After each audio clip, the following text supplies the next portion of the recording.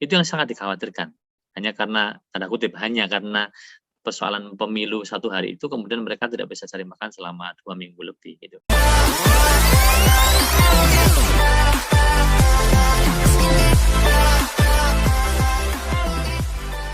Bismillahirrahmanirrahim. Assalamualaikum warahmatullahi wabarakatuh. Balik Assalamualaikum. lagi bersama saya Iqbal Khatami dalam program podcast Bincang Politik, bincang asik ngobrolin politik ala anak muda di Komite yang Badan Sadar Pemilu. Nah, kali ini kita sudah masuk ke episode ketiga.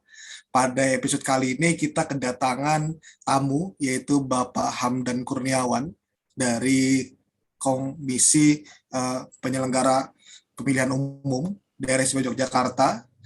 Halo Pak Hamdan. Ya, halo Mas Iqbal. Nanti kita juga kedatangan dari Mas Aska dari KISP. Halo Mas Aska. Halo Mas Iqbal, suara saya terdengar Mas? Terdengar Mas. Oke. Nah, dalam edisi kali ini bersama Pak Hamdan dari Komisi Pemilihan Umum dan juga Mas Aska dari KISP, tentu kita nanti tidak akan jauh mengobrolkan yaitu terkait dengan pemilu ya.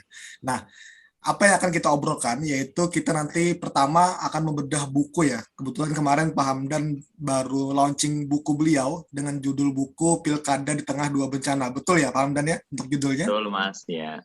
Ini menarik sekali ya, kita menilik kembali pelaksanaan Pilkada 2020 lalu.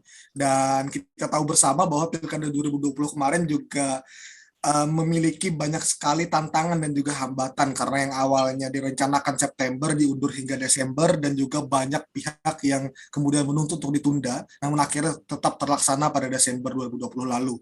Hingga akhirnya di 270 daerah harus melaksanakan pilkada di tengah ancaman pandemi, dan ini tentu banyak sekali catatan-catatan ya, baik itu evaluasi, apresiasi dan lain sebagainya terkait penyelenggaraan, terutama dalam aspek tahapan-tahapan yang banyak berubah, terutama dalam hal penerapan protokol kesehatan. Nah, nantinya juga Mas Aska juga akan kami minta untuk memaparkan terkait dengan gambaran hasil pemantauan KISP selama Pilkada 2020 kemarin yang dilaksanakan oleh KISP untuk pemantauannya. Nanti kita bisa minta catatan-catatannya.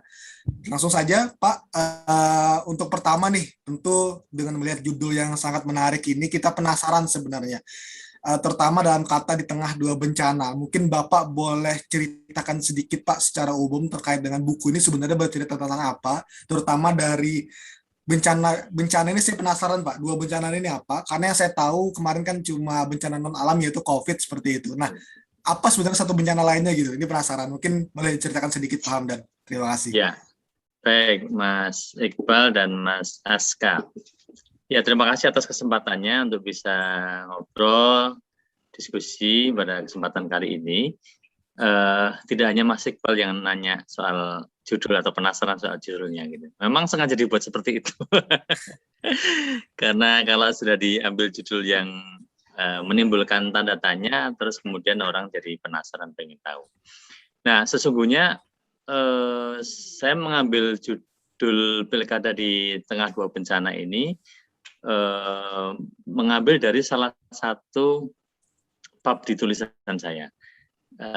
Apa yang dimaksud dengan Pilkada di Tengah Dua Bencana? Ya, kita tahu kemarin ada bencana non alam COVID-19 ya, yang itu merupakan pandemi global di seluruh dunia, dirasakan, dan kemudian ternyata pandemi global ini memiliki pengaruh yang luar biasa besar dalam kehidupan kita, termasuk menciptakan kebiasaan-kebiasaan baru. Nah, salah satu yang terpengaruh adalah soal pelaksanaan agenda demokrasi di banyak negara, di mana kalau dipilah ada ketika pandemi ini datang, ada negara yang saat itu sedang menyelenggarakan pemilu baik nasional maupun pemilu lokal, dan kemudian ada beberapa penyikapan ya, yaitu penyikapannya bisa menghentikan, kemudian menunda dan melanjutkan di lain waktu. Ada yang menghentikan atau menunda tapi tidak jelas kapan dilaksanakan lagi, tapi ada yang tetap melaksanakan pada waktu yang sudah ditentukan dari awal gitu, tidak terpengaruh. Nah ini yang bencana non alam ya, dan kita tahu ini juga dalam konteks Indonesia ada pengaruh di mana kita harus menunda sementara dan kemudian melanjutkan kembali beberapa bulan setelahnya. Kita masuk kategori yang itu. Nah, yang satu lagi bencana apa? Bencana alam. Jadi kebetulan saya mengambil lokus judul tulisan itu di Sleman. Ya, kita tahu waktu itu Merapi dalam kondisi ada perubahan status dari waspada ke siaga. Ya, jadi saya menceritakan dalam buku ini flashback satu peristiwa yang luar biasa tentang Merapi. Ya, saya kebetulan tinggal di sekitar agak bawah sih, terasnya Merapi tapi agak bawah gitu. Tapi dulu beberapa kali merasakan hujan abu di tahun 2010 yang luar biasa menggelapkan daerah-daerah sekitar Merapi.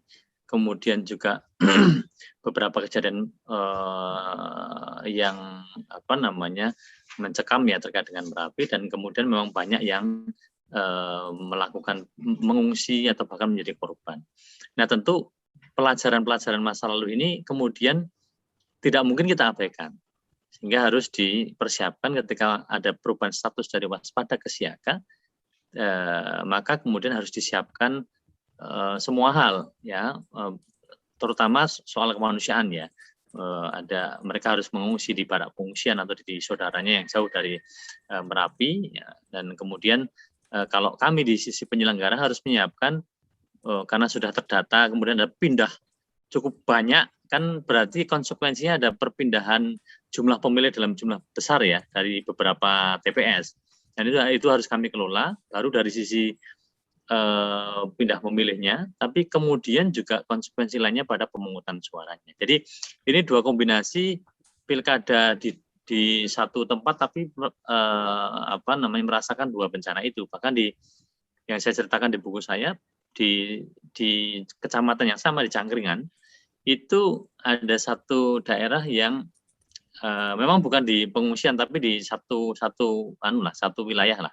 Itu yang pada saat itu ada warganya secara massal yang terkena COVID atau terindikasi COVID dan harus melakukan tes usap dalam jumlah ratusan di satu TPS, sehingga di sana itu dilakukan proses pemungutan suara dengan protokol COVID, semua petugas pakai hazmat, dan ini sesuatu yang menurut saya menarik dinamikanya untuk ditulis gitu. Dan saya kira kejadian macam ini juga kita tahu mungkin belum tentu terjadi dalam waktu yang cukup panjang ya, sehingga saya tertarik untuk kemudian menuliskannya sebagai bagian dari sejarah yang pernah kami lalui selaku penyelenggara. Kira-kira itu Mas gambarannya Mas. Siap Pak Hamdan. Nah ini menarik sekali ya teman-teman. Jadi pelaksanaan kemarin Pak Hamdan bercerita gitu bahwa di Sleman khususnya ya Pak, ada bencana alam atau ancaman dari status Merapi yang waktu itu sempat ke status siaga seperti itu, sehingga harus perlu penindakan dan perubahan dalam tahapan penyelenggaraannya. Nah kemarin saya lihat juga dari KISP, atau nanti Mas Aska bisa memaparkan juga ya, kemarin sempat meninjau langsung juga ke daerah lereng Merapi gitu. Mungkin Mas Aska bisa kita minta untuk memaparkan pendapatnya juga dan juga menanggapi hal tersebut seperti itu. Silakan Mas Aska. Siap, terima kasih. Sangat menarik Pak Hamdan buku yang Pak Hamdan tulis ya terkait dengan keadaan daerah istimewa Yogyakarta yang demografinya sangat beragam ya, ada mulai dari pantai, kemudian perkotaan yang sangat-sangat mungkin kita tahu juga padat seperti itu, dan demografi pegunungan. Nah kebetulan berbicara terkait dengan Sleman Pak Hamdan, kami juga di Pilkada 2020 melakukan pemantauan partisipatif seperti itu, karena memang dari KISP hanya terdaftar di Kabupaten Bantul seperti itu Pak Hamdan, di KPU Kabupaten Bantul, mengingat jika kita flashback ke pemilu 2019, kita menurunkan sekitar 220 orang di 220 titik di Provinsi Daerah Istimewa Yogyakarta. Namun tentu saja karena pandemi COVID-19 ini, kami meminimalisir adanya kejadian-kejadian yang tidak kami inginkan. Nah, maka dari itu kami kemarin memang hanya terdaftar di KPU Kabupaten Bantul, namun memang kami juga meninjau ke Kabupaten Sleman karena salah satunya ialah demografi Kabupaten Sleman yang saya kira ini menjadi tantangan penting untuk kita highlight seperti itu. Nah, apa sebetulnya yang kita highlight? Yang pasti salah satunya ialah terkait dengan aksesibilitas, Pak Hamdan. Nah, mungkin ini kebetulan ada Pak Hamdan juga, jadi kita curhat seperti itu, curhat ke Pak Hamdan. Dan sebetulnya ini juga sudah kami sampaikan ke beberapa penyelenggara, baik KPU maupun Bawaslu. Nah, yang kami lihat ialah terkait dengan aksesibilitas di salah satu desa, yaitu Desa Wonokerto, Kecamatan Turi, kalau tidak salah Turi, seperti itu, Wonokerto. Betul, Turi ya. Itu kan sebetulnya salah satu zona merah juga ya Pak Hamdan untuk adanya dampak dari erupsi Merapi itu sendiri. Nah, hal tersebut juga kami yakini menjadi salah satu akibat mengapa banyak TPS yang juga tidak aksesibel seperti itu Pak Hamdan. Kami menemukan masih banyak TPS yang berundak seperti itu, lalu juga berpasir dan berbatu, kemudian yang paling banyak sebetulnya berundak sih seperti itu. Dan bahkan kami menemukan pas kami turun di salah satu TPS di Desa Wonokerto seperti itu, ada salah satu pemilih lansia seperti itu kesulitan untuk mengakses TPS itu sendiri. Nah, ini sebetulnya yang menjadi concern kita selain juga dampak dari ancaman dari erupsi Merapi itu sendiri seperti itu. Nah, ini yang kami rasa juga perlu perhatian kita bersama, bukan hanya mungkin KPU, tapi juga kami selaku LSM untuk bisa ayo kita sama-sama ciptakan pemilu dan pilkada yang lebih aksesibel seperti itu. Nah, terkait dengan erupsi seperti itu ya Pak Hamdan. Ini mungkin ada pertanyaan ya Pak Hamdan. Untuk Pak Hamdan mungkin ya. Kira-kira tantangan apa sih Pak yang paling dirasakan, yang paling sulit untuk dicarikan solusinya seperti itu terkait dengan keadaan pilkada khususnya di Kabupaten Sleman yang berhubungan dengan Merapi seperti itu Pak Hamdan. Sedikit ya. Pertanyaan saya. Siap, Mas. Saya terima kasih Mas Aska atas temuan di lapangan. Tentu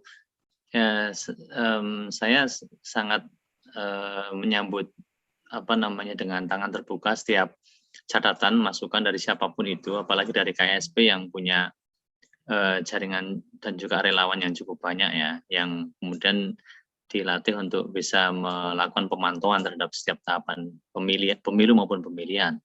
Nah, saya termasuk orang yang punya atensi terhadap difabel ya, beberapa kali menulis soal itu, dan ini menjadi isu yang terus muncul dalam setiap pemilu-pemilihan, dan bahkan saya tulis juga di buku saya ini ya. Nah, aksesibilitas TPS memang masih menjadi PR, Mas. Kami sesungguhnya secara terus-menerus menyampaikan ini kepada seluruh jajaran penyelenggara dalam setiap bimbingan teknis agar menyediakan TPS yang aksesibel. Bahkan di buku panduan KPU, pemilu maupun pemilihan itu kan sudah diatur, termasuk bagaimana treatment terhadap teman-teman, misalnya teman-teman tunarungu wicara, teman-teman netra. Nah, itu ada treatment atau perlakuan atau cara bagaimana melayani mereka, itu sudah ada. Hanya memang tantangan kami adalah dengan melibatkan ribuan orang,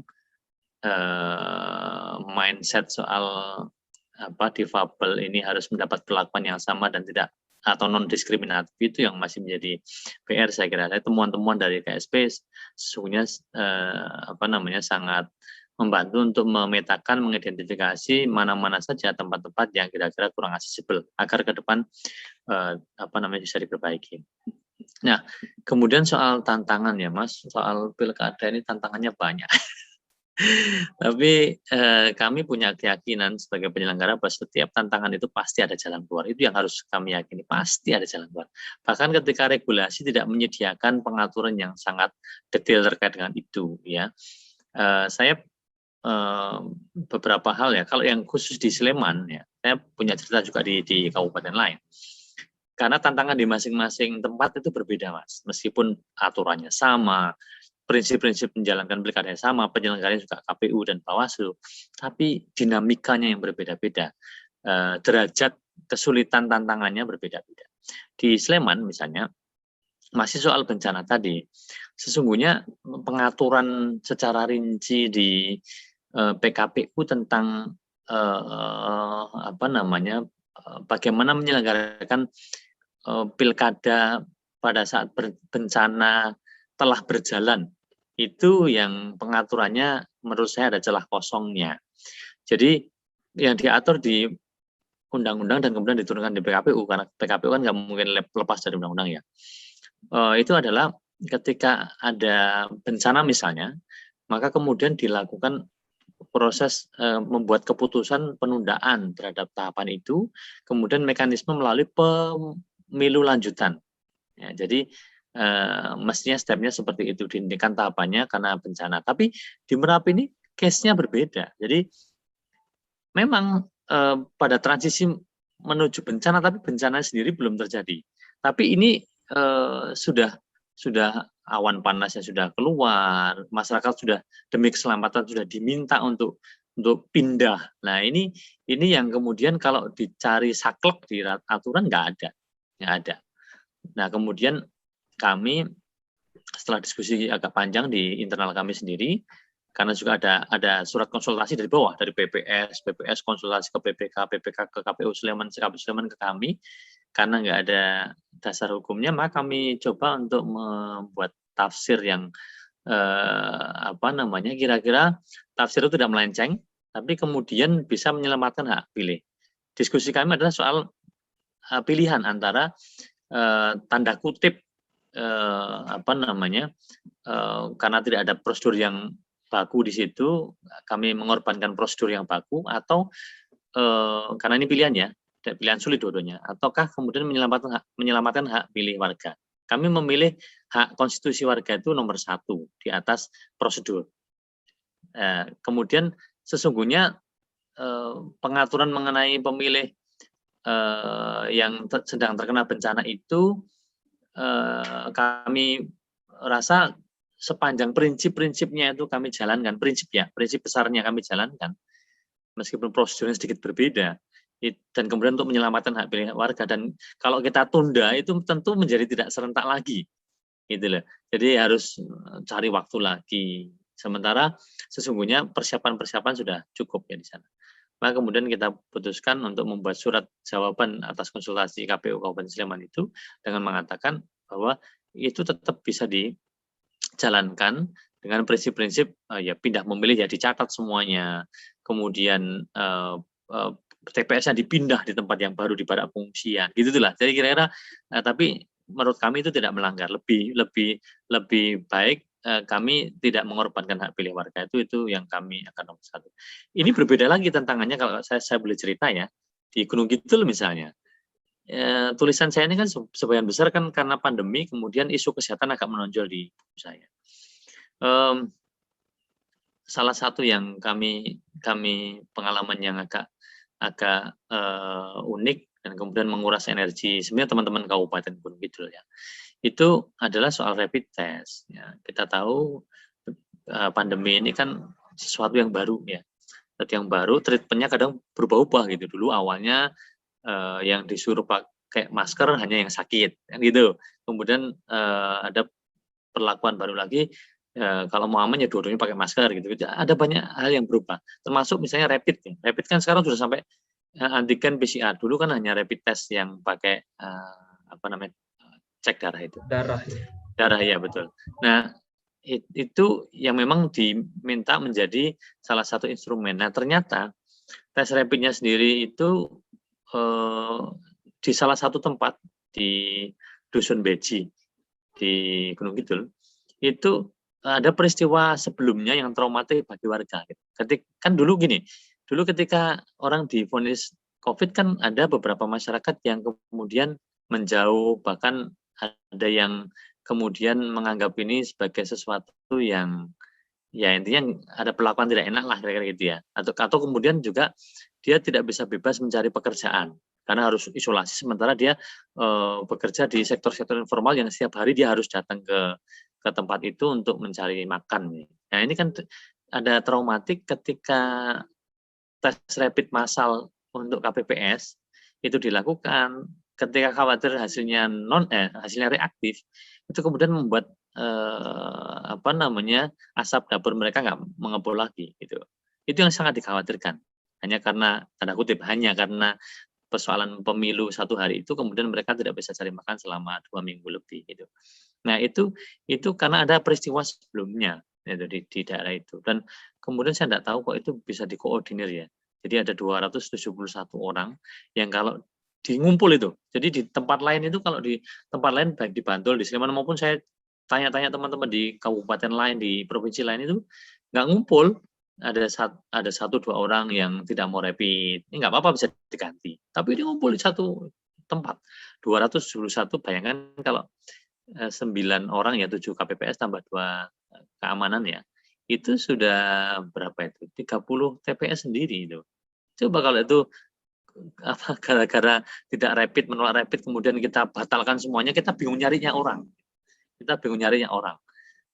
Karena ngumpul di satu tempat, bisa jadi sama seperti Sleman tadi, nggak jadi pemilu di situ, nggak jadi pilkada di situ, 30 TPS itu. Kan ini berapi lagi, persoalan lagi, harus ditunda kan. Nah maka sama, kami mengambil prinsip, ada konsultasi KPU Gunung Kidul kepada kami, itu persoalan sampai kemana-mana. Bahkan sampai di rapat gubernur, di bupati turun tangan, tapi juga belum menemukan hasil. Maka kemudian kami ambil ikhtiar untuk selagi-lagi menafsir aturan gitu. Ketika harus rapid menjadi bagian syarat, dan pilihan antara menunda pilkada lebih mafsadatnya lebih besar yang mana ini. Nah kemudian kami pilih sudah, sekarang screening kesehatan tetap kita serahkan kepada dinas kesehatan.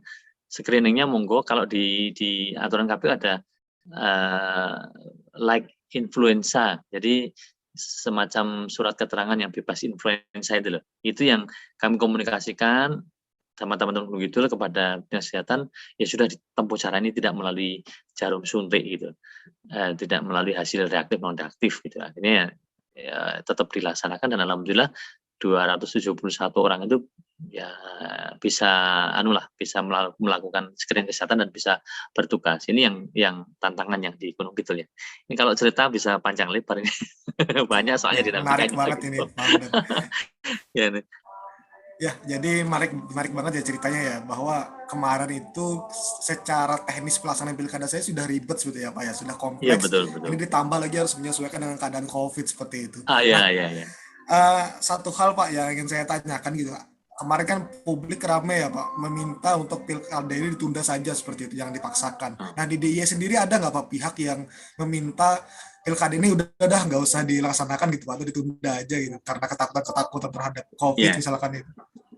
Diskursusnya lebih banyak di pentas nasional sepertinya. Jadi kalau di lokal sini kok saya tidak menemukan itu ya. Artinya tentu kalau pemerintah support 100%, tidak ada nada-nada sumbang terkait dengan itu dalam setiap rapat, misalnya Prokopimda, tentu karena ini pemerintah ya. Kemudian dalam kesempatan ketemu dengan masyarakat gitu ya, saya juga agak heran karena saya pikir masyarakat khawatir datang gitu. Tapi kok beberapa, termasuk di kampung saya, kan saya masuk di Sleman ya, itu kok kayaknya mereka nggak ada yang keberatan sama sekali untuk menjadi petugas penyelenggara di tengah pandemi ini. Ini yang saya rasakan ya, saya nggak tahu yang lain, tapi ini yang real saya rasakan gitu. Jadi memang perdebatannya yang sebagaimana saya tulis di buku itu, makanya saya pakai bahasa mazhab keyakinan sama mazhab kekhawatiran itu terjadi di pentas nasional. Bagaimana tarik menarik pro kontra, dua kutub kira-kira gitu kalau dibuat ya, antara mereka yang pro pilkada 2020 dan 2021 ditarik ke 2021. Kan KPU waktu awal kan sudah mengajukan 3 alternatif di Desember, April 2021 atau September 2021. Nah, kemudian diputuskan dalam rapat dengar pendapat pemerintah, DPR, Komisi 2, penyelenggara pemilu, Bawaslu, KPU dan DKPP kan 9 Desember. Itu di tengah banyak dorongan banyak pihak untuk jangan 2020 lah, COVID-nya masih seperti ini gitu. Tariklah ke 2021 gitu. Nah, ya walau alam, tapi ya saya hanya bisa mensyukuri saja kalau ditarik ke September, sementara kemarin Juli, Agustus kita tahu deltanya luar biasa. Ini kan banyak sahabat kita yang meninggal ya. Teman-teman kami itu kan banyak sekali ya. Nah, saya prihatin betul di tahun 2021 bulan Juli Agustus kemarin kan. Musibah ini luar biasa. Nah, kemudian kami bersyukur kenapa diselenggarakan di tahun 2020. Dan memang soal protokol ini diatur dengan sangat detail di PKPU. Mungkin Mas Saska kalau sama Mas Iqbal kalau sudah membaca saya yakin ya. Itu memang karena KPU konsultasi dengan Satgas Covid, BNPB dan seterusnya, itu tentu pengaturannya sangat rinci terkait dengan pandemi Covid ini. Dan itu kan diharapkan dilaksanakan sampai di level paling bawah. Dan alhamdulillah dari beberapa yang saya baca memang yang dikhawatirkan dua hal ya. Pertama, tingkat partisipasi atau datang ke TPS-nya anjlok. Yang kedua, terjadi klaster COVID. Alhamdulillah dua-duanya kok tidak ya. Yang soal anjloknya partisipasi malah naik nih, dari tahun 2018 naik 1%, tapi dari 5 tahun yang lalu naiknya cukup lumayan. Di Gunung Kidul bahkan naik 10% loh, dari 70 ke 80, luar biasa. Saya juga heran ini. Makanya ini ada teman-teman yang sekarang sedang riset, kenapa sih di pandemi ini kok malah tingkat partisipasi tinggi ya. Ini juga ada kerjasama dengan KPUD untuk riset ini.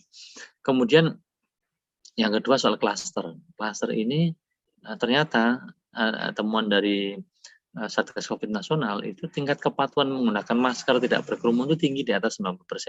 Jadi kekhawatiran, wah masyarakat pasti nggak tertib, pertama nggak mau datang gitu ya, atau kalau datang nggak tertib lah nggak pakai masker. Enggak terbukti. Saya itu melihat sendiri di TPS saya, karena kan KPU juga menjadwal kehadiran ya Mas. Kehadiran kan diatur nih jam sekian sampai jam sekian. Dulu kan bebas, mau pemilu pilkada tuh bangun jam 9 pagi, datang jam 10 pagi ya silahkan. Mau berangkat jam 12 ya monggo. Tapi sekarang nggak diatur. Sekarang diatur jam, misalnya jam kehadiran jam 8 sampai jam setengah 9. Nah di tempat saya itu di TPS saya, maupun ketika setelah saya nyoblos, saya akan keliling ke beberapa tempat, ke beberapa kabupaten. Itu kondisinya sama. Saya datang ke TPS saya itu, yang datang hanya 3 orang, saya dan 2 orang yang lain, sepi. Tapi tingkat kehadiran tinggi gitu loh. Saya juga heran, masyarakat kan patuh itu berarti dengan jam yang diatur KPU, kemudian mereka pakai masker gitu, kemudian protokol kesehatan di TPS juga jalan. Saya coba jalan ke Bandul pagi itu ke Sleman, sama, sepi. Saya tanya-tanya, saya datang pas penghitungan, sepi tadi, masnya gantian, jadi nggak ngumpul. Tapi kehadiran tinggi ya, saya tanya 80%. Gitu. Berarti kan masyarakat ini menyikapi pilkada ini dengan baik ya, artinya tidak takut, kemudian dia pakai protokol kesehatan. Artinya jangan underestimate dengan masyarakat kita. Masyarakat kita bisa diajak untuk tertib, itu bisa. Buktinya ini tidak menjadi klaster ya. Bahkan katanya pemerintah klasternya malah liburan setelah pilkada itu. Ya setelah Desember lah ya. Itu Mas, kita ya, beberapa menarik ya, karena isu ketakutan ini kan sebenarnya kita ya sebagai pengguna sosial media ya Pak, ini kan ramai banget ya kemarin, terutama di Twitter. Itu kencang di sosial media itu. Tapi ternyata ini bukan isu yang bottom up ya, bukan isu yang ternyata berasal di akar rumput sepertinya Pak ya, tapi memang dibahas di kalangan-kalangan atas seperti itu. Nah, ini kan ramai kemarin terkait dengan klaster pilkada, terus ketakutan lain seperti itu. Mungkin dari Mas Aska ada tambahan Mas? Sedikit tambahan sih, tadi Pak Hamdan sudah menjelaskan bahwasannya dikira kan pilkada COVID akan berpengaruh terhadap partisipasi di pilkada.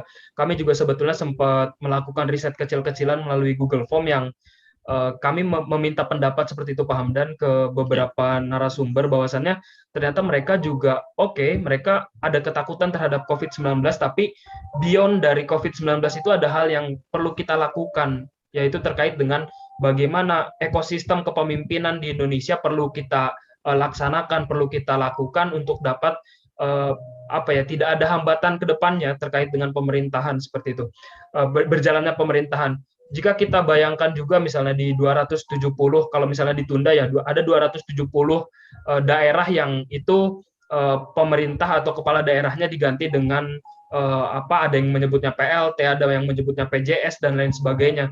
Nah, itu akan ekosistem kepemerintahan kita akan menjadi sedikit terganggu seperti itu, karena seperti yang kita ketahui bersama bahwasannya PLT, PJS dan nama lainnya tidak bisa mengambil kebijakan secara langsung seperti itu, berbeda dengan bupati atau gubernur dan lain sebagainya. Nah, itu mungkin yang menjadi optimisme kami di KISP untuk pemilu 2024 mendatang, Pak Hamdan. Jadi seperti yang kita ketahui bersama bahwasannya pemilu 2024 besok akan ada dua kontestasi seperti itu yang dilaksanakan, pemilu di Februari kalau tidak salah, dan satunya pilkada di bulan November. Nah, seperti yang kita ketahui bersama juga, COVID-19 ini kita nggak ada yang tahu selesainya kapan. Nah, tapi di balik itu semua kami dari KISP sebetulnya optimis bahwasannya pemilu 2024 dan pilkada 2024 akan berjalan lebih baik lagi seperti itu. Walaupun memang kewaspadaan kita tidak boleh berkurang, tidak boleh lengah, bahwasannya COVID-19 itu masih ada di lingkungan kita, di sekitar kita. Nah, itu mungkin sedikit catatan dari saya, Mas Iqbal. Saya tanggapi ya. Boleh, Pak. Ya, baik. Menarik ini yang disampaikan hasil risetnya Mas Aska dan teman-teman, termasuk statementnya Mas Iqbal tadi ya. Saya menggarisbawahi dua-duanya. Pertama soal riset ya. Ya, ini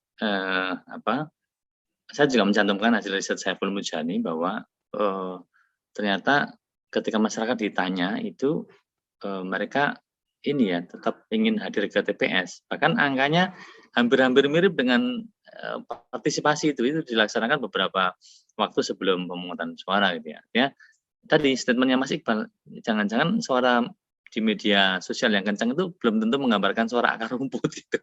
Ini kan fenomena yang menarik yang kemudian perlu didalami yang terkait dengan itu. Kadang-kadang seperti itu, meskipun kadang-kadang juga seiring sejalan, tapi yang kemarin terjadi itu kencang di diskursus gitu, perdebatan di media-media, panggung-panggung media gitu, tapi kemudian ternyata ketika dihadapkan pada realitasnya ternyata tidak terjadi gitu. Dan itu yang kita kemarin syukuri ya terkait dengan hal itu. Itu Mas. Berarti ini ya bisa jadi ada irisan-irisan kepentingan juga ya Pak di atas mungkin ya. Nggak tahu ya itu ya. Ini peneliti nih teman-teman KSP ya. Concern ke sana. Ya. Kita kan sebagai pengguna media sosial kadang kala ya menerka-nerka gitu, sebenarnya ada apa sih ini itu. Yang menarik di situ sebenarnya. Nah, saya lanjut Pak terkait dengan teknis kemarin ya Pak yang sangat kompleks sekali. Kira-kira ada masukan utama nggak Pak? Kira-kira apa sih harus diperbaiki ke depan Pak? Karena kayaknya juga pemilu yang akan datang juga masih di tengah pandemi seperti itu Pak. Terkait dengan aturan mungkin gitu. Iya, baik. Mas Askar tadi juga menyebut soal bahwa pandemi sangat mungkin belum selesai di tahun-tahun mulai pemilu. Kita tahu bahwa pemilu itu bukan sesuatu yang dilaksanakan secara tiba-tiba dan hanya pada hari saja 2024. Enggak, pemilu itu dilaksanakan kalau di tahapan itu kan minimal 20 bulan. 20 bulan itu kan hampir 2 tahun kan. Nah, kalau 2024 berarti ya 2022 nanti sudah mulai tahapan itu. Dan 2022 kita nggak tahu apakah pandemi sudah selesai ataukah sudah jadi endemi atau termasuk vaksin bagaimana. Tapi saya melihat begini, kondisi hari ini di mana Indonesia kalau tidak salah termasuk salah satu negara tercepat yang melaksanakan vaksin ya, nomor 5 di dunia terbesar ya, kalau nggak salah ya, kalau datanya belum lupa, sudah di atas 100 juta untuk dosis pertama. Itu menurut saya ini sesuatu yang kondisi yang kondusif bagi pelaksanaan pemilu ke depan. Karena ini kan vaksin terus digenjot nih, kayak diharapkan ada herd immunity, kemudian dan alhamdulillah nih kita memang belum bisa berbangga, tapi hari ini semakin turun. Mudah-mudahan karena upaya-upaya protokol kesehatan yang baik, kemudian juga karena vaksinasi ya. Nah, kalau kondisi seperti ini bisa baik, kemudian sampai menjadi endemi menjadi penyakit biasa gitu hanya di satu tempat tertentu. Nah itu mungkin pelaksanaan pilkada, pemilu dan pilkada besok, terutama pemilu yang paling dekat yang 20 bulan itu bisa lebih mengurangi rasa khawatir dan meskipun harus memakai protokol kesehatan tetap ya. Tapi tahapan-tahapan awal seperti pemutahiran data pemilih, kemudian verifikasi faktual partai politik calon peserta pemilu. Jadi partai politik ini kan ada yang sebagai parpol berbadan hukum dulu lewat Kumham, belum tentu dia jadi peserta pemilu. Nah, untuk menjadi peserta pemilu kan KPU harus memverifikasi, datang dari rumah ke rumah, ketemu orangnya, ditanya apakah Anda mendukung partai ini. Ini juga ada kontak person yang intens menanyakan itu, petugas kami ke warga gitu ya. Tapi mungkin kondisinya agak berbeda dengan yang kemarin. Kalau kemarin kan verifikasi faktual untuk calon perseorangan di Gunung Kidul. Itu suasana agak mencekam karena ada beberapa petugas kami yang harus batal untuk datang ke lokasi. Kan kami koordinasi, teman-teman kami kan koordinasi terus dengan Satgas Covid ya. Itu misalnya daerah itu merah, jangan masuk. Ya sudah, itu berhenti teman-teman kami, nggak mungkin memaksa untuk masuk verifikasi ketemu dengan orang-orang pendukung perseorangan itu kan. Nah, tapi mungkin kondisinya agak sedikit berbeda ketika 2022 atau 2023 mulai verifikasi faktual parpol, itu mungkin sudah banyak yang divaksin, protokol kesehatan juga lebih jalankan lebih baik gitu ya. Mudah-mudahan itu kondisinya juga terus membaik dan tahapan-tahapan bisa dijalankan. Nah, mengenai apa yang kira-kira menjadi catatan untuk besok, tentu kalau COVID-nya ini kondisi ketika COVID-nya ternyata masih ada, tentu pengaturan di KPU. Pengaturan di KPU karena undang-undang sepertinya nggak dirubah ya Mas. Itu sepertinya nggak ada lagi Perpu dan seterusnya. Perpu kemarin juga hanya mengganti bencana non alam saja, menambah itu dan juga menggeser waktu pilkada saja. Yang besok kemungkinan juga tidak ada dugaan saya. Sehingga nanti harus kekuatannya di PKPU. PKPU ini ketika masih pandemi berarti harus mengatur detail lagi mengenai semua tahapan yang harus dijalankan dengan protokol kesehatan. Nah, karena ini massal itu artinya nasional gitu, se-Indonesia. Sehingga tahapannya kan sama se-Indonesia. Kalau kemarin kan 270 daerah, masih ada daerah lain yang tidak. Tapi ini massal se-Indonesia. Jadi memang harus ada pengaturan yang detail terkait dengan pelaksanaan pemilu, tahapan pemilu di tengah pandemi COVID. Kalau selebihnya tahapan-tahapan yang lain ya kalau bisa dilakukan tanpa berkontak dengan antar manusia itu mungkin lebih baik. Misalnya penggunaan teknologi. Sebetulnya verifikasi kemarin sudah mencoba untuk mengadopsi teknologi informasi, misalnya verifikasi dengan video call. Itu kan mengurangi kontak kan. Yang semacam itu kan sebenarnya bisa dikembangkan. Apalagi hampir semua orang punya gadget. WhatsApp, telepon masih, yang penting menunjukkan KTP-nya, kemudian ketemu wajahnya orang itu melalui video call itu sebenarnya bisa mengurangi kemungkinan penularan. Jadi selain regulasi tentang pandemi yang harus diatur tentang protokol kesehatan, juga upaya-upaya penggunaan teknologi informasi yang memungkinkan orang untuk tidak untuk memudahkan derajat dan kemudian tidak ketemu dalam jumlah yang besar yang mungkin menjadi kekhawatiran terjadinya penularan. Saya kira itu Mas beberapa hal saja. Ya Pak, nah ini kan pemilu ini selalu identik dengan kontak fisik dan kerumunan massa juga ya Pak ya. Sehingga iya, betul. Perlu banget nih pengaturan lebih lanjut terutama di PKPU dan juga pemanfaatan teknologi informasi yang lebih masif seperti itu. Nah tantangannya mungkin lebih besar ya Pak terkait dengan pelaksanaan di depan, tapi saya pikir juga kita wajib optimis karena pilkada kemarin juga kita bisa melewatinya dengan baik seperti itu. Setuju itu, sebenarnya setuju. Mungkin optimis itu. Iya. Benar Pak. Dari Mas Aska mungkin ada apa sih hal yang perlu disiapkan gitu dalam pelaksanaan pemilu di depan seperti itu? Ya, kalau sebetulnya tadi sudah dijelaskan secara mendetail ya terkait dengan teknis-teknis pelaksanaan pemilu dan pilkada. Namun ada beberapa catatan kami, mungkin ini juga akan kami share ke Pak Hamdan ya, mumpung kita dalam satu forum yang sama seperti itu. Kami kebetulan ada beberapa catatan. Yang pertama mungkin pendidikan politik yang perlu digencarkan seperti itu. Memang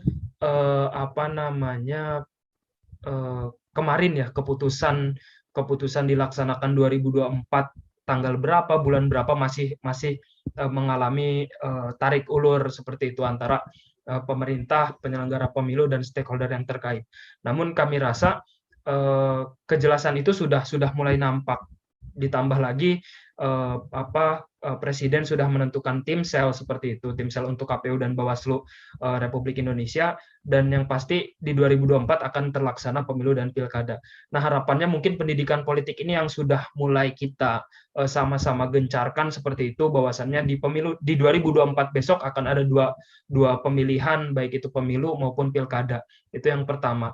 Yang kedua mungkin karena kemarin fokus KISP adalah aksesibilitas salah satunya, kita perlu sama-sama membuat sebuah strategi bagaimana aksesibilitas khususnya bagi kelompok difabel ini kita sama-sama ciptakan seperti itu, misalnya dengan membuat sebuah peta misalnya di Sleman seperti itu, khusus untuk KPU Sleman membuat nih bagaimana peta penyebaran atau persebaran DPT khususnya difabel. Misalnya di Wonokerto ada 100 orang, kemudian dari Wonokerto itu di RT berapa dan lain sebagainya. Nah, dengan cara micro targeting seperti itu kita bisa menciptakan pelaksanaan pemilu dan pilkada yang lebih aksesibel dan inklusif. Dan yang terakhir mungkin ini Pak Hamdan, kebetulan kami juga kemarin yang melakukan pemantauan di media sosial seperti itu, khususnya di 3 Kabupaten Sleman, Gunung Kidul, dan Bantul seperti itu. Ada juga beberapa catatan terkait dengan kampanye di media sosial. Yang pertama, memang sentimen atau mungkin keriuhan seperti itu yang masih terjadi. Misalnya ada black campaign, ada negatif campaign, itu masih banyak catatan yang kami temukan. Misalnya mungkin kami tidak bisa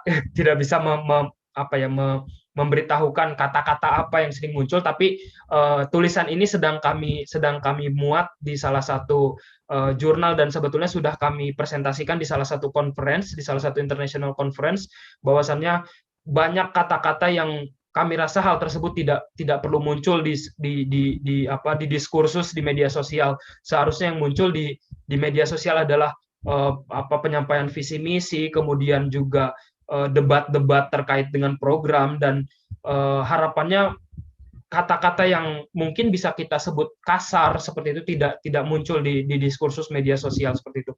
Lalu kemudian yang kedua ialah terkait dengan kampanye, Pak Hamdan, khususnya kampanye di media sosial yang berbayar seperti itu. Seperti yang kita ketahui bersama bahwa kalau tidak salah 2 minggu sebelum pemilihan, sebelum masa tenang, kampanye media sosial itu bisa dilakukan. Namun ternyata jauh dari tanggal yang sudah ditentukan, kampanye di media sosial itu terjadi, khususnya kampanye berbayar seperti itu. Ada salah satu calon di Gunung Kidul seperti itu mengeluarkan sekitar 65 juta lebih khusus untuk kampanye berbayar di Facebook, dan itu sebetulnya sudah menyalahi aturan. Nah, harapannya mungkin aturan-aturan regulasi terkait dengan kampanye berbayar di media sosial, dan ini juga mungkin didukung dengan keadaan COVID-19 itu tidak perlu ada undang-undang yang terlalu tertutup seperti memaksa seperti itu atau terlalu menekan seperti itu, karena media sosial ini menjadi bagian yang tidak terpisahkan untuk pelaksanaan pemilu dan pilkada ke depannya seperti itu. Mungkin yang perlu dibatasi ialah uang atau pengeluaran yang perlu ditekan oleh setiap pasangan calon. Nah, itu mungkin bisa menjadi masukan ke depannya agar kesetaraan antara calon, ekosistem elektoral kita tercipta lebih baik lagi. Nah, itu mungkin sedikit catatan dari kami, Mas Iqbal. Siap, terima kasih Mas Aska. Mungkin dari Pak Hamdan ada mau ditanggapin? Saya tanggapi. Ya, soal aksesibilitas, Mas. Saya sebenarnya juga PR tentang aksesibilitas ini kan masih banyak Mas Aska dan Mas Iqbal. Tadi cerita Mas Aska tentang apa TPS berunda, berpasir, intinya belum aksesibel ya. Ini masih terjadi. Tapi sesungguhnya hal lain yang juga penting yang saya catat di buku ini ya. Saya belum kasih buku ini ke KSP ya. Saya ada janji ke Mas Edward sebetulnya. Nah, mungkin nanti juga bisa diberitahukan Pak kalau misalnya ada yang mau memperolehnya, apakah ada PDF dan lain sebagainya. Ya, nanti kita share ya. Kalau yang hard nanti untuk KSP ada, tapi kalau yang soft nanti bisa di web KPU DIY. Nah, tentang aksesibilitas saya juga menulis di sini soal keprihatinan tingkat kehadiran yang saya catat di sini ya. Rendah di DIY. Jadi di Sleman hanya 25%, di Bantul 43%, yang di Gunung gitu hanya 22%. Kecil ya. Sedih sebenarnya mendengar itu. Saya terus sesungguhnya bertanya-tanya sebenarnya penyebabnya itu apa. Karena pendataan menurut kami itu sudah berjalan dengan baik. Karena data kami itu sudah ada identifikasi terhadap disabilitas, apakah netra, rungu wicara, daksa, dan seterusnya ada semua di data pemilih. Cuman kenapa ini rendah kan harus kita dalami. Apa sebabnya? Apakah ada halangan datang ke TPS? Misalnya mereka itu mereka yang terbaring misalnya di kasur. Nah, berarti kan ada treatment khusus nih, harus petugas yang datang kan gitu. Selalu ada jalan keluar sebetulnya kalau kita mau. Kemudian kalau misalnya kalau sudah malas datang itu merepot. Kalau kemudian misalnya ada keluarganya yang melarang kan ada juga nih Mas, yang saya ketahui dapat informasi dari teman-teman yang di lapangan itu ada yang keluarganya tidak mau, misalnya anaknya, orang tua punya anak difabel, kemudian tidak mau dia melakukan aktivitas, malulah dia, kemudian tidak boleh kemana-mana. Ini kan juga menjadi penghalang, penghambat. Ini soal mindset difabel yang harus diubah sendiri. Kemudian juga mungkin bisa jadi dari petugas kami yang sesungguhnya yang difabel itu datang, tapi tidak dicatat dengan jenis disabilitasnya. Jadi antara data pemilih dengan daftar hadir ke TPS ini nggak ketemu nih. Jadi daftar pemilihnya sudah dicatat dengan disabilitas, tapi ketika datang tidak diidentifikasi disabilitasnya. Itu juga sangat mungkin terjadi. Sehingga sebenarnya KSP punya peluang untuk mendalami lagi terkait dengan kenapa sih hanya untuk partisipasi saja, suatu datang ke TPS saja, suatu partisipasi yang sangat minimalis itu bahkan rendah gitu tingkat kehadirannya. Saya di buku ini saya compare dengan beberapa provinsi lain yang tinggi gitu, ada yang sampai 80% gitu. Ini jadi PR kami di DIY ya. Ini harus menjadi digarisbawahi dan menjadi concern kami.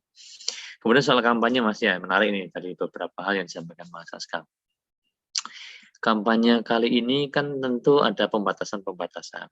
Tidak diperbolehkan berkerumun, berkumpul, dan diatur dengan PKPU. Dan sesungguhnya ini step untuk menuju ke kampanye yang menggunakan teknologi informasi melalui daring atau medsos ya.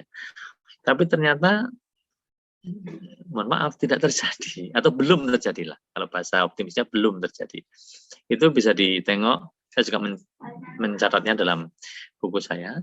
Itu kampanye sampai seminggu pertama itu yang memanfaatkan media sosial baru hanya 4% lewat data KPU. Kalau dari Bawaslu itu dari 50 hari kampanye itu makin mendekati pemungutan suara itu makin kencang kegiatan tatap mukanya daripada daringnya. Daringnya makin melemah gitu. Jadi memang kayaknya teman-teman paslon kan boleh ya mengumpulkan massa tapi hanya 50 dengan protokol kesehatan. Kalau yang rapat umum dengan ribuan orang dangdutan itu dilarang memang. Tapi kalau yang datang per 50 orang itu masih dibolehkan sepanjang dengan ada protokol kesehatan. Nah, itu lebih banyak dipilih gitu. Nah, sesungguhnya kan pilkada kali ini bisa sebagai momentum untuk ya menggeser lah ya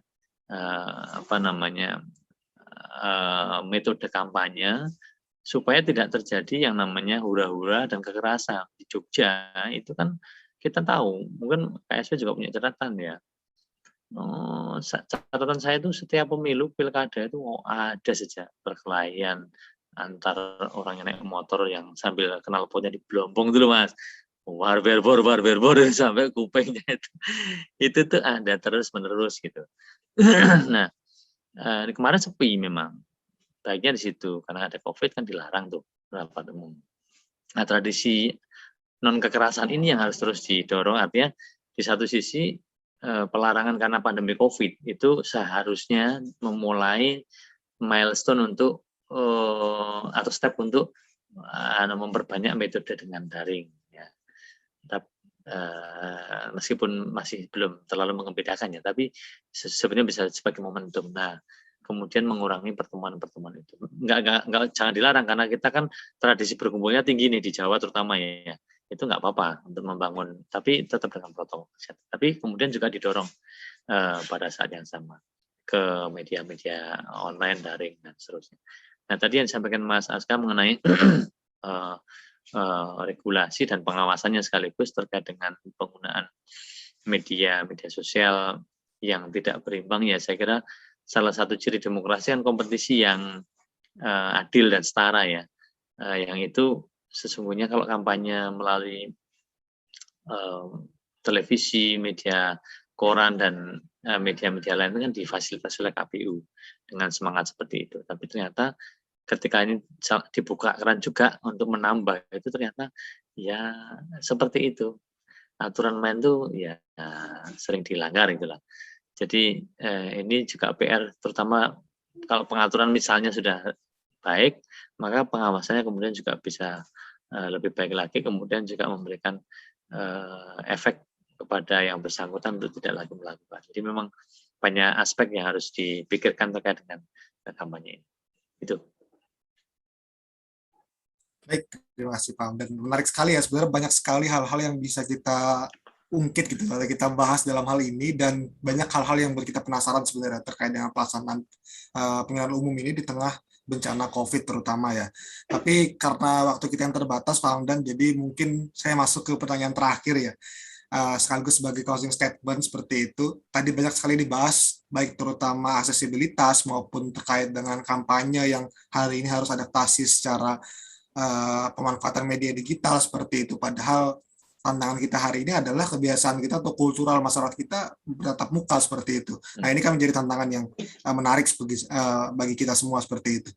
Lalu saya masuk ke poin terakhir, Pak Hamdan. Kira-kira apa poin penting yang hendak Pak Hamdan sampaikan seperti itu dari buku yang Bapak tulis kepada publik seperti itu?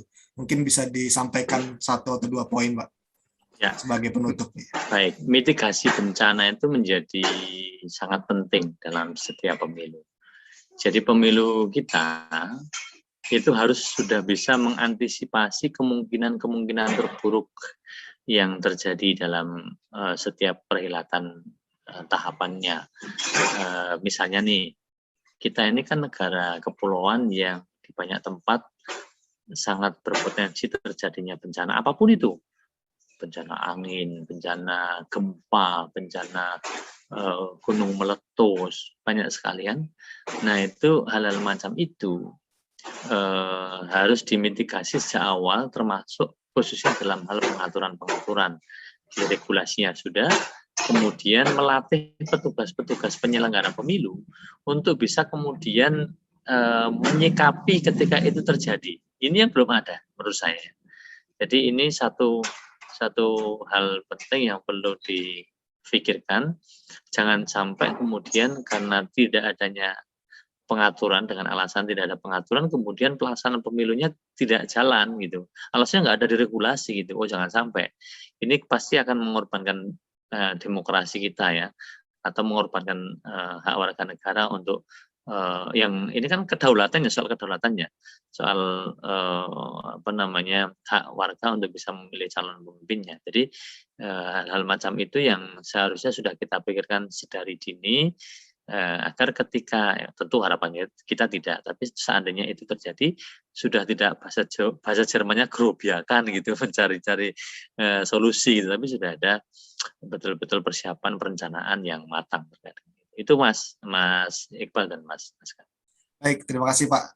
Mas Aska, mungkin satu poin lah terakhir sebagai closing statement gitu terkait dengan pelaksanaan pilkada atau pemilu di tengah bencana ini. Ya, yang pasti tadi kita sudah membahas ya banyak terkait dengan mitigasi bencana, kemudian juga aksesibilitas dan lain sebagainya. Dari catatan kami, yang paling penting ialah mungkin karena kami sebagai LSM ya, sebagai organisasi yang tugasnya memberikan pendidikan politik, kami rasa perlu ikhtiar kita sama-sama untuk dapat memberikan pendidikan politik bagi masyarakat agar terciptanya pemilu dan pilkada yang lebih baik lagi. Nah, harapannya mungkin kita di lain kesempatan juga bisa berkolaborasi, baik itu dengan KPU bersama Pak Hamdan, kemudian dengan stakeholder lainnya, dan itu kolaborasi itu yang mungkin menjadi kunci yang sangat penting untuk dapat terciptanya proses demokrasi yang lebih baik lagi. Mungkin itu sih sedikit dari saya, Mas Iqbal. Terima kasih Mas Aska. Siap kolaborasi. Siap. Oh iya Pak. Seperti ini kan kolaborasi ya? Iya. Iya, ini kolaborasi sesungguhnya ini. Kan kita bertukar gagasan kan? Menarik banget nih. Oh iya Pak Hamdan, tadi terkait bukunya berarti dapat diakses di website KPU DIY gitu Pak?